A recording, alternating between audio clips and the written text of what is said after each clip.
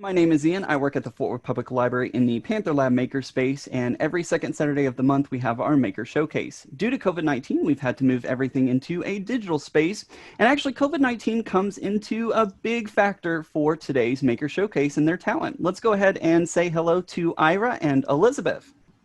Hello! Hello! We're so excited to be here with Yes! you. Thank you so much for having us. Absolutely. I'm so glad to have y'all here, and I'm super interested in the story because, like I said, COVID-19 played a huge factor into your maker talent and what's happened. So let's talk about, I see in front of you, I kind of have an idea of what your maker talent is, but tell everybody what you do for your maker talent and how you got started. Go for it.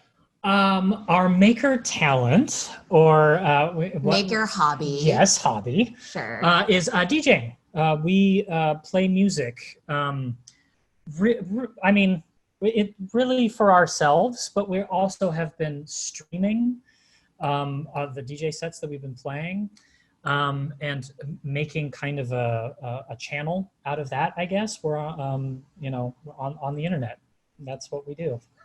It started off with, he has a background in music, so you should know we're married. I'm sorry. And the worst, so gross. We've been married for a really long time. When I met him, he was a DJ. Yes. Where he was spinning vinyl. Which Back is in my college days. Totally different. I mean, it's the same skill, but now everything is done by computer program. And I really wanted to learn how to DJ, but every time I tried to do it on vinyl, I couldn't tell something was faster or slower. I just gave up on it. I tried for like it was all by ear. Yeah, so DJing in the sense of less like radio station DJing, where the song ends and then you just play the next song. It's called beat mapping, but I got really into house and electronic music in college. And the way that you DJ those sets is you blend the two songs together so that they play on top of each other at the same, it's called beats per minute, but the same speed. And then you can do some really fun things, making a set is kind of more than the sum of its parts by like weaving all those songs together. And so what she was just talking about was it's definitely a skill, learning how to beat match those songs together and blend them and have one song coming in at the right time and then the other one coming out, and all the things that you can do to make what makes a set really dynamic. And so that started for us back. Yeah. What was that, 15 years ago? Oh God, we're so old. Yeah. My body hurts. But then COVID-19 happened, and so we were indoors like a lot of people, and a lot of the electronic music DJs or EDM, electronic dance music. Oh, yeah, well, geez. all festivals shut down. Like we can't get together in a club or out in Coachella or whatever because of COVID-19. First off, we've never been to Coachella. We would never do that. We would never do that. No, just to be clear. Too dirty, too hot. I'm too old. We'll watch the videos. The videos. What happened was all the DJs started performing their sets on online, whether it was YouTube, Instagram, Twitter, Twitch. I happened to catch a set on Twitter with a group called Sophie Tucker. Mm-hmm. And so they started doing live sets every day at 10 a.m. 10 a.m. That's a time. It's an LA time. And I just started watching them every day, and then Ira was like, oh, that's really cool. And we started getting back into We just started listening to dance music again, because to back up just a little bit further, like after college, I had kind of been interested in trying to do music professionally, and I decided not to. I decided to put my focus into writing and acting and other things. And so we sold all of our gear, the turntables, like our headphones, like everything. And we had been really stepped away from it for almost 10 years, a while. And then we just, Sophie, it was really you watching Sophie Tucker. He got jealous. And we started listening to music again. First of all, Sophie Tucker's wonderful. They are so entertaining. Their music is so great. And yeah, it really just kind of rekindled the interest in dance music. That's really cool. We weren't going anywhere either. You know what I mean? We were locked down too. Absolutely, absolutely. Yeah, I love Sophie Tucker, and I've attended some of these online digital parties where DJs are doing their thing, and they're showing different houses and different places where people are dancing and creating all sorts of that club atmosphere in their own homes. So it's really cool that, you know, in this strange time, we all kind of come together. It seems like music and movies and all these different outlets of art are helping us kind of connect in this weird time. So it's really cool that you picked picked it back up, I should say, during the quarantine. So it's interesting that it kind of came back around for you. Now, obviously, the equipment has changed a little bit. You talked a little bit about it from when you were originally DJing. What kind of things do you do when you're actually DJing? Because someone like me who has no DJ experience looks at someone who's DJing and like, I don't know how all of these buttons work. I have no idea about any of this. So can you kind of walk us through how that works? Yes. Well, first of all, half of the buttons on this controller, we still don't know what they do. They're just the magic buttons. No, it's what do we do?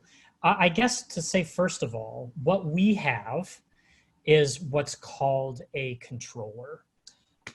Back in the day when I started, we literally were playing vinyl records with a mixer in between two turntables. And fundamentally, we're doing the same sort of things with a DJ controller. The only difference is now the record box, instead of being something physical that that we're dropping on a turntable, we're playing it from a computer. And it's audio files on our computer. Otherwise, it's basically the same. It's all about, you have your mixer in the center, which you can line up more than one track at a time. This half of the controller is for playing, it's called a deck, for playing one song, and then the other side is for playing the other. And the mixer is, you have an equalizer, so you can adjust things like the bass, for example, or your mid or your treble.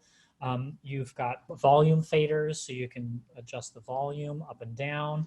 And then outside of it is what used to be the record player is now just a digital interface. And that's where things get a little bit more complicated. Like the buttons that you see on here, you can assign different functions to those. So you can have things that, for example, called hot cues, where you can jump ahead in the song. I would say the biggest difference, though, with this, wouldn't you say, is that with a DJ controller now, because you've got a computer analyzing the music, it'll map the beats per minute of the song for you, and it'll lock those in automatically. So you don't have to listen for those anymore and adjust, the pitch is what adjusts the speed up and down. On a record player, it literally would just make the platter spin faster or slower. That's how you sped the song up or down. Liz, you kind of talked about you had a little bit of difficulty when it was the actual vinyl records. Is the newer technology and the digital version of it what helped you kind of pick it up? For sure. I mean, if I can do it, really anyone can do it. The technology now basically will analyze any MP3 or song. It'll look at what the waveforms look like, and that tell you what the beats per minute are. And before, it was just you were listening with your ear, and so you had to have a really fine-tuned ear. You still have to have a fine-tuned ear with this. Sometimes the programming doesn't always work.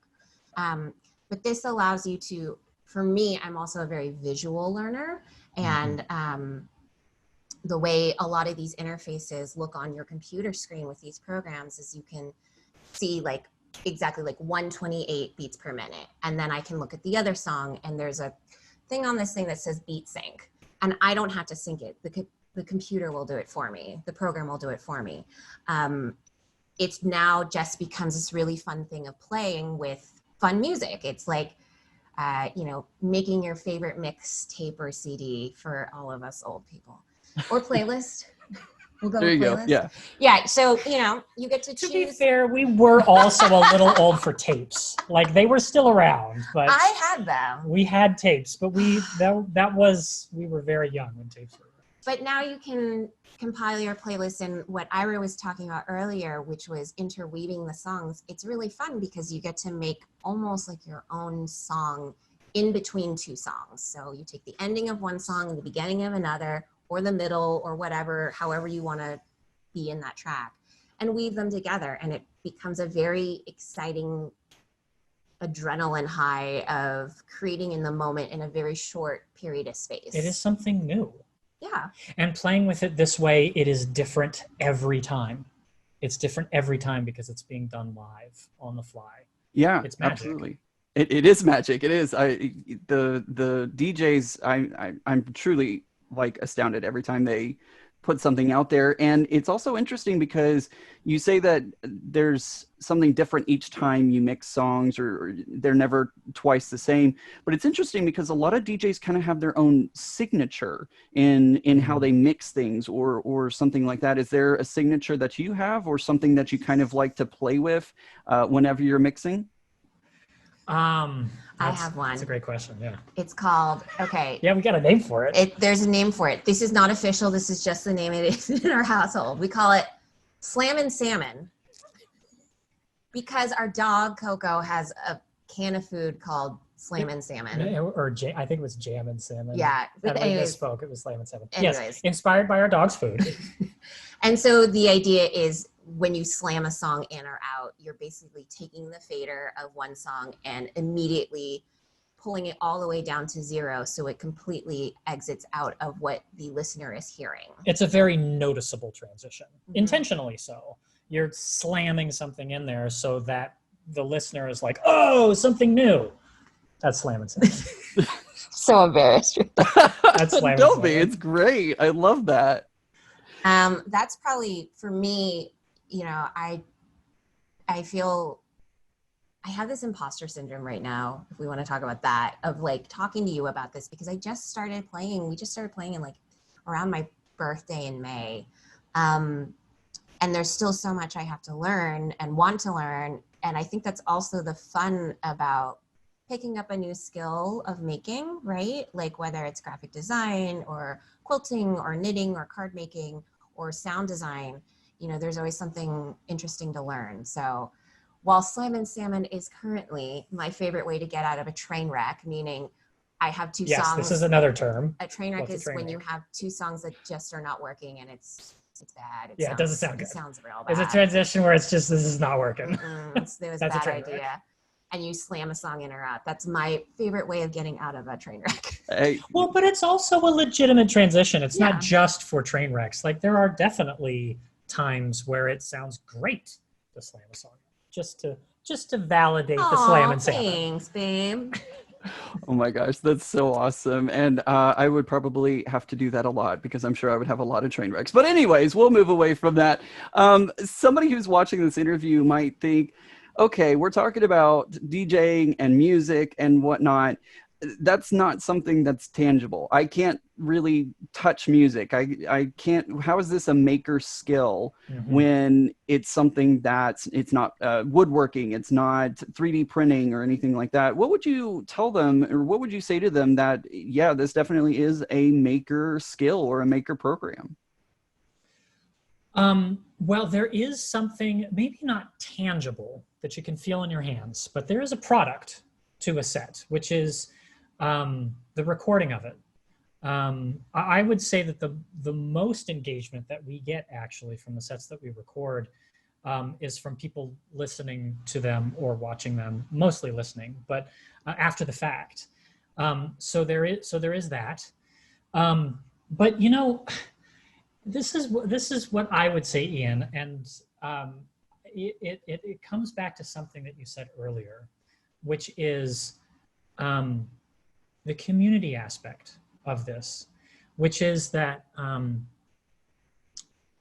the reason why we were inspired to do this in the first place, from the Sophie Tucker streams on Instagram or any of the other musicians and DJ artists that are out there doing this kind of thing, it's not just the music. It's about sharing it, right?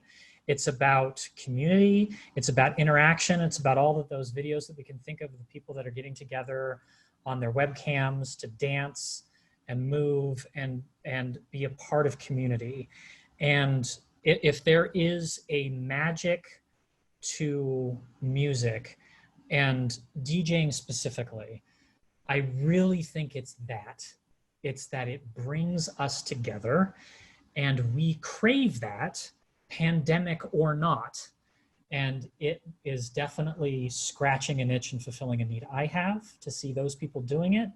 And I wanted to give back to that, as well as just for my own enjoyment of playing the music. I could just do that on my own without ever sharing it with anybody. But I wanted to share it because I am so inspired by the people who do that and share. So I think that is, I can't exactly hold that in my hand, just like you said, but that is what it feels like I am offering out by recording and or streaming. I'm trying to share what it is. Yeah, Ira, that was an amazing answer. Thank you. That really hit the nail on the head, and it was quite amazing. I'm kind of starstruck with how well that answer was. But we'll kind of move forward and talk about some things or people that may inspire you. A lot of creators and makers have people that inspire them. What or who inspires you in general, really? I don't want to go first. Well, I only looked at you because we've talked about one already, which was Sophie Tucker. Like, that is where this all started. And obviously because you inspire me. Aw, thanks, babe. I can go. It's actually true. It's actually true that you inspired me. You did it. This is your fault. You did. Like, it was you listening to Sophie Tucker and being so like excited and happy and wanting to share that with me that kicked off this whole thing. So yeah, that's not just lip service. That's actually true. You're welcome. This journey is very much inspired by Liz. You also do inspire me just in general. I can share that back in the day, I was really, really inspired by a DJ by the name of John Digweed, who is very old school, but that's some what like about now? 90s like, inspiration. He's also a writer, a podcaster. Yeah. He's a multi-hyphenate like many of us are. We have to be. Yes. What inspires you when you're sitting down for creative time? That's a really good question. There's a lot of writers that inspire me. I can say in general that the indie author community right now really inspires me.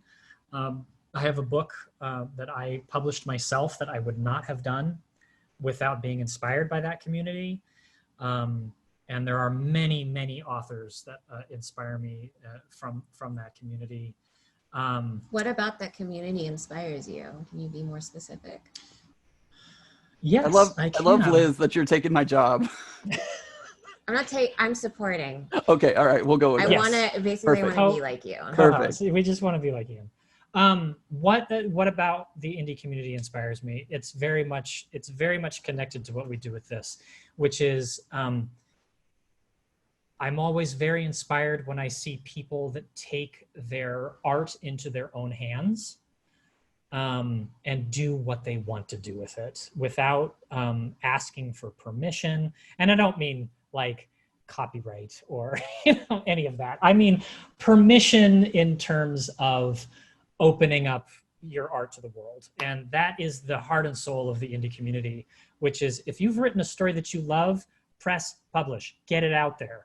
If we have got some music and a skill in terms of being able to mix that music together and make something new with it, hit record and put it out there. That's what really inspires me about the indie author community.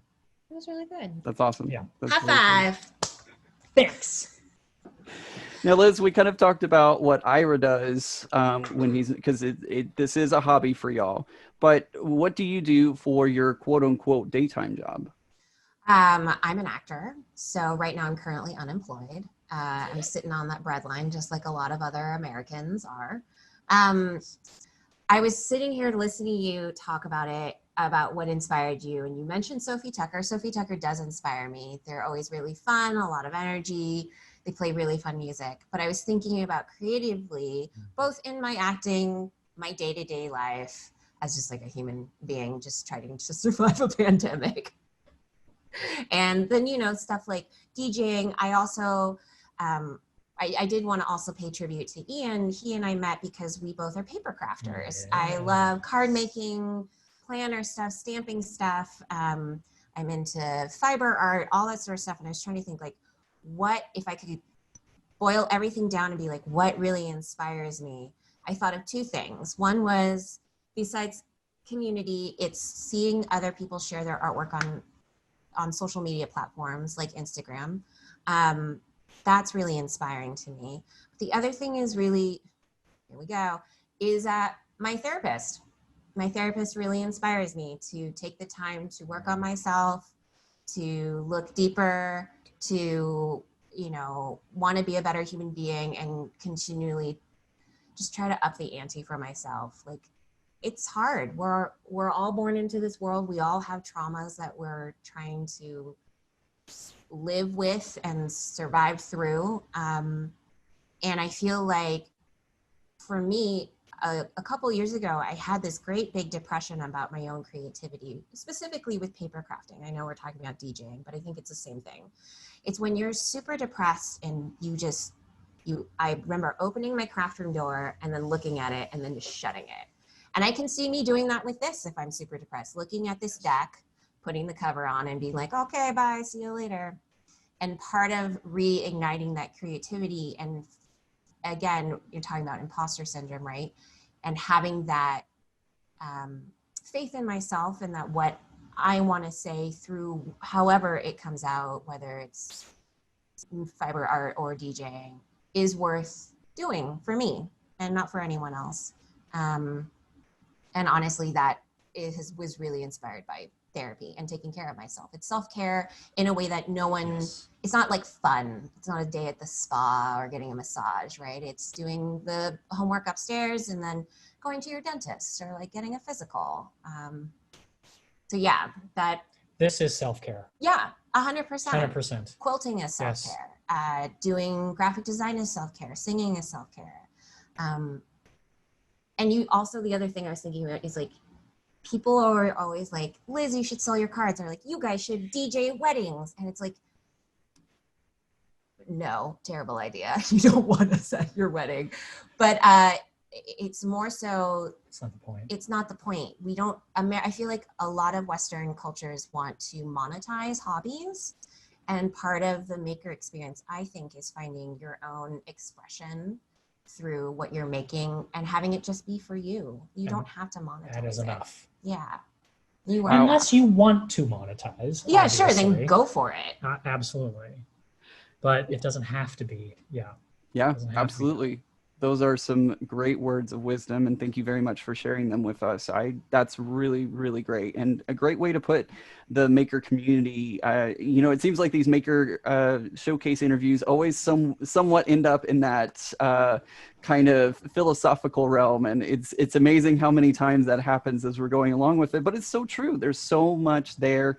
And some really great self-care information. And of course, you know, creating is a way for us to self-care. So absolutely. Thank you. It reminds me, sorry. You're good. I'm sorry. It reminds me of the idea of flow state. I know that I experience that, like running. I don't run, but like runners do. I hear runners. I hear reports. Yeah, that's what I hear. That runners get that. But flow state in terms of, and meditation. So when I am mixing songs, I'm so present with what I'm listening to and trying to match things. It becomes a meditative state. And the same thing goes for any of the other arts that I do as a hobby. How about for you? 100%. It's, yeah, because another version of doing this could have been, that we talked about, could have been getting back into the DJ software that I used to like construct sets with, and I would tweak them, and they were all laid out and very linear, and then I'd have something that sounded perfect, and I could export that and put it up, and it was this beautiful, perfect thing. And I found that I was not interested at all in doing that. What I wanted was the hands-on, in the moment, flow state activity of playing music and mixing. Same thing with my writing. If we want to talk about meditation, I literally meditate before I do any writing session for my writing.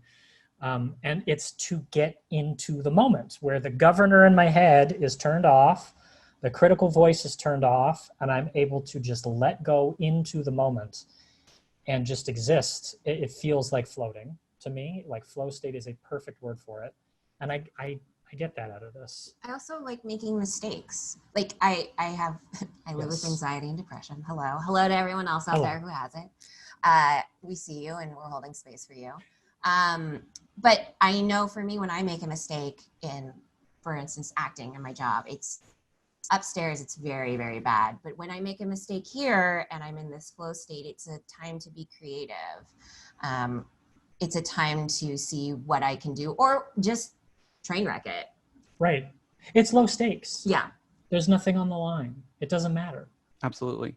Absolutely. And I think that's something that is very important to remind the audience is whenever you're getting into any kind of a maker skill or maker activity or whatever, like remember that it's low impact, you're going to be okay. Like low stakes, low impact, you're going to be okay. Like I'm not always going to have that reaction to it. Sometimes I'll get very upset, or even I can even get out of control with, wanting to, for example, monetize the Twitch stream, which I'm not going to, but that thought enters my head. So it's definitely not, I don't want to sound like I'm in some sort of ascended consciousness level. It's a battle sometimes. But what I love the most about doing this is when it's low stakes, is when it's okay to just screw up because it's not about the result. That's when I'm the happiest doing it. And that's what I was seeking when we decided to pull the trigger on doing this. Yeah, together. Absolutely. Absolutely. Now, if somebody is out there and they want to get into learning how to DJ or just learning about the process of being a DJ, do you have any way that you would like to let everybody know a process or some sort of resource that they could check into or get started?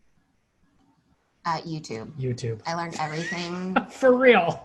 I learned everything off of YouTube. It's all on YouTube. The reason we got this controller was because we went on YouTube and we're like, what is the best DJ controller? And looked at a bunch of reviews. Yeah, you could literally type, how do I get into DJing or how to DJ into YouTube, and you would get great resources. And it's not just about, we do have this big setup and we're really lucky that we can afford a computer and stuff like that. But there are resources out there.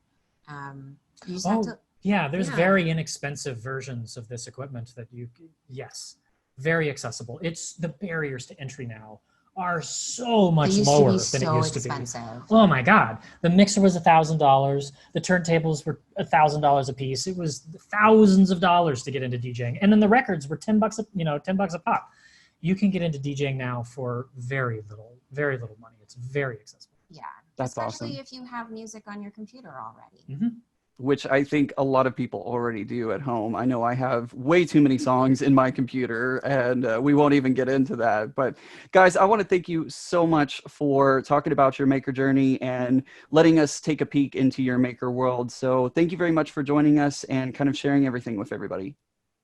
Thank you for having us, Ian, and thank you to the community. We hope this was something fun. Yeah, thank you so much for having us. We hope you enjoyed hearing about playing music and frickin'. Absolutely. Where can we find you if we want, because unfortunately due to copyright laws, I can't, of course, put the music into this. Where can we find you? We're on Twitch, twitch.tv/sci-fi salad. Sci-fi as in science fiction, salad as in eating your greens. And then the same over on mixcloud.com/sci-fi salad. Excellent. And those are both free resources. Excellent. You do not have to pay to be on Twitch or Mixcloud. Awesome. All right, guys, thank you very much. And thank you for checking out the Maker Showcase, and we'll see you again very soon. Bye. Bye.